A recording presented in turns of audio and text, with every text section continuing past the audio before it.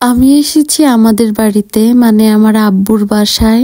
স্বামীর বাসা, বাবার বাসা। আচ্ছা, আমার বাসা কোনটা? বাপের বাড়ি আসার পর ভালোই একটা সেবা পাচ্ছি, সবসময় টেক কেয়ার করছে আমার আব্বু আম্মু। ভেবেছিলাম সরিষা দেখতেই পারবো না, তাও একটু দেখতে পারলাম।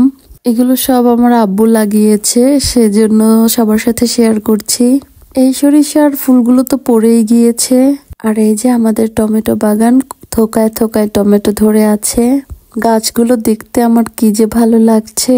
আমার তো নিজের ছোট বাগানটার কথাই মনে পড়ে যাচ্ছে বারবার।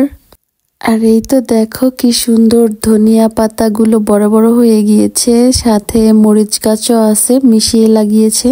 ধনিয়া পাতা তুলে ফেললে মরিচ গাছ তখন একদম মানে সুন্দর হবে, অনেক সুন্দর। অনেক কেন জানি না আমার কাছে কৃষিকাজ ভীষণ ভালো লাগে। ভবিষ্যতে যদি আমি কৃষিকাজ করতে পারি আমার কাছে অনেক ভালো লাগবে। আর এটাকে যদি আমি প্রফেশন হিসেবে নেই তাহলে আমার কাছে নিজের কাছেই আমি শান্তি পাবো। আমার কাছে ভীষণ খামারি কাজ, কৃষিকাজ এগুলো ভালো লাগে, অনেক আনন্দ লাগে। ধন্যবাদ ভিডিওটি দেখার জন্য।